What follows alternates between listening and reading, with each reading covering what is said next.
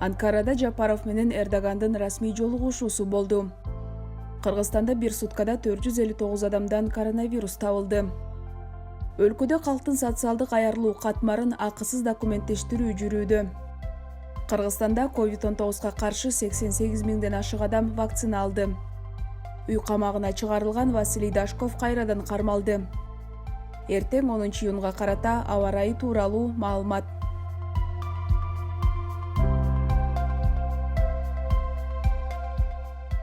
Бүгүн 9 июнда президент Садыр Жапаров менен Түркия Республикасынын президенти Режеп Тайып Эрдогандын расмий жолугушуу аземи болду. Бул тууралуу президенттин баспасөз кызматынан кабарлашты. Садыр Жапаровдун кортежи ардактуу Атчандар кароолунун коштоосу менен Анкара шаарындагы президенттин сарайына келди. Кыргызстандын президентин Режеп Тайып Эрдоган тосуп алды. Мамлекет башчылары учурашкан соң Кыргызстан менен Түркиянын гимндери жаңырды. Ардактуу кароолдун командиринин рапортунан кийин Кыргызстан менен Түркиянын лидерлери тизилип турган ардактуу кароол бойлой басышты. Андан соң мамлекет башчылары өздөрүнүн расмий делегация мүчөлөрүн тааныштырып, мамлекеттик желектердин фонунда сүрөткө түшүштү. Расмий жолугушуу аземинин жыйынтыгында Садыр Жапаров менен Режеп Тайып Эрдоган Түркиянын президентинин кеңсесине бетме-бет сүйлөшүүгө киришти. Жолугушуу тет-а-тет форматында өтүүдө. Мамлекет башчылары кыргыз-түрк эки жана көп тараптуу кызматташуусунун абалы менен келечегин, соода-экономикалык, аскердик техникалык жана маданий-гуманитардык чөйрөлөрдөгү байланыштардын актуалдуу маселелерин талкуулашты. Ошондой эле Кыргызстан менен Түркиянын лидерлери түрк тилдүү мамлекеттердин кызматташтык кеңешинин алкагындагы алакалардын артыкчылыктуу багыттары жана стратегиялык өнөктөштүккө буга чейин жетишилген макулдашууларды ишке ашыруунун жүрүшү тууралуу сөз кылышты. Тет-а-тет форматындагы жолугушуудан кийин Садыр Жапаров менен Режеп Тайып Эрдоган Кыргызстан менен Түркия ортосундагы стратегиялык кызматташуунун жогорку кеңешинин 5-жыйынынын алкагында сүйлөшүүлөрдү улантышат.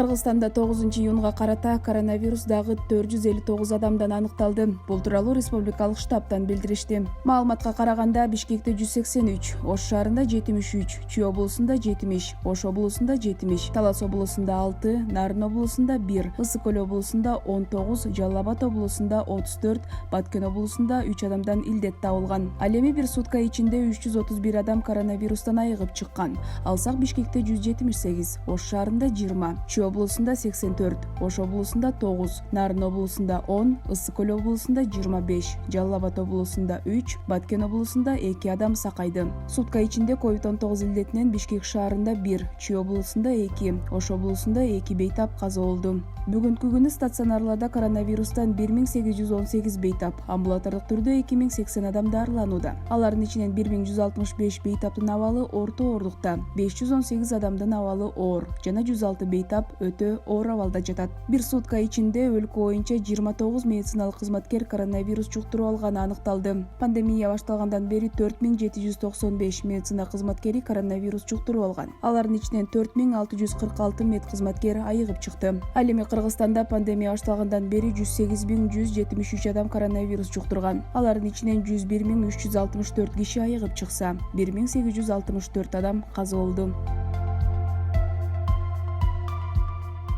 Үстүбүздөгү жылдын май айынын башынан тартып, Кыргызстандын жарандарынын ID карта паспортун акысыз берүү боюнча улуттук кампания башталды. Бул тууралуу мамлекеттик каттоо кызматы билдирет. Маалыматка караганда, кампаниянын алкагында жалпысынан 67 арыз кабыл алынды. Анын ичинен 3-ü ардагерлер, 64-ü 16 жаштан 18 жашка чейинки жарандар. Учурда 37 ID паспорт колдоруна берилди. ID паспортту акысыз жоготулган учурларды кошпогондо төмөнкү категориядагы адамдар алууга укуктуу. Мамлекет тарабынан толук камсыздалган жана социалдык стационардык жатак мекемелеринде жашаган 16 жашка чейинки балдар, 18 жашка чейинки эки ата-энеси тең каза болгон жетимдер. Мамлекет тарабынан толук колдоого алынган жана социалдык стационардык мекемелерде жашаган бардык топтогу майыптар. Мамлекет тарабынан камсыздалган жана социалдык стационардык мекемелерде жашаган 70 жаштан ашкан пенсионерлер, улуу ата мекендик согуштун катышуучулары жана Баткен окуясынын катышуучулары. Белгилей кетсек, Кыргызстандын президентинин калкка мамлекеттик жана муниципалдык кызмат көрсөтүүнүн жеткиликтүүлүгүн жана сапатын жакшыртуу боюнча мындан аркы чаралар жөнүндө жарлыгын ишке ашыруунун алкагында кампания 2021 жылдын 31 августуна чейин уланат.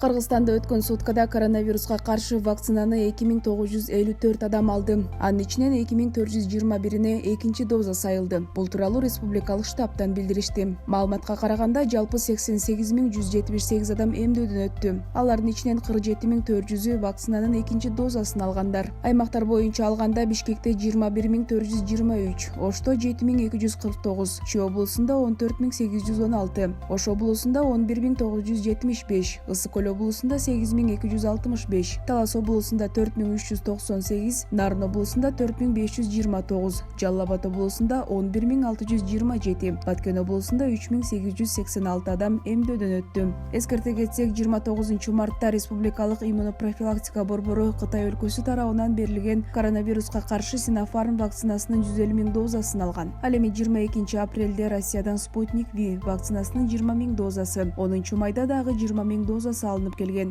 Эмдөө 25-28 күн аралыктык камтуу менен 2 рет жүргүзүлөт. Вакцинаны алгандан кийин терс учурлар каттала элек.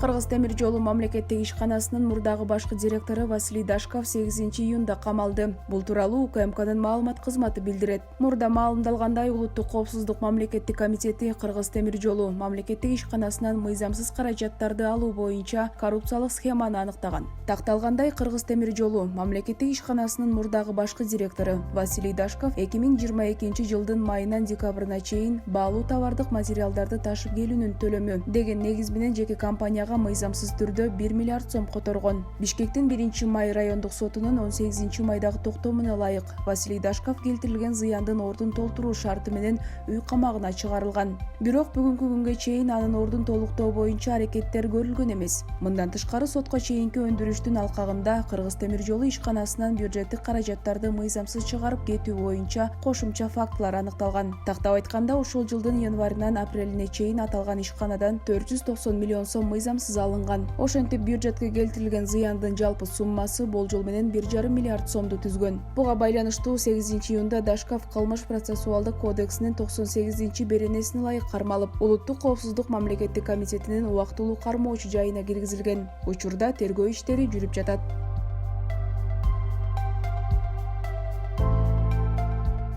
Эртең 10-июнда түнкүсүн Ош, Жалал Абад облустарынын көпчүлүк аймактарында, Чүй, Баткен, Ысык көл, Нарын облустарынын кээ бир райондорунда, Талас облусунун айрым жерлеринде өткүн өтөт. Күндүз бардык облустарда жаан жаайт. Бул тууралуу Кыргызгидрометтен билдиришти. Абанын температурасы Нарын облусунда түнкүсүн +5, +10, күндүз +15, +20. Ысык көл жергесинде түнкүсүн +8, +13, күндүз +19, +24. Талас Дубанында түнкүсүн +12, +17, күндүз +27, +30. Чүй өрөөнүндө түнкүсүн +16, +21, күндүз +29, +34. Ош, Баткен, Жалал Абад облустарында түнкүсүн +17, +22, күндүз +30, +35. Ал эми Бишкек шаарында түнкүсүн +19, +21, күндүз өткүн өтүп, абанын температурасы +31, +33 градуска чейин жогорулайт.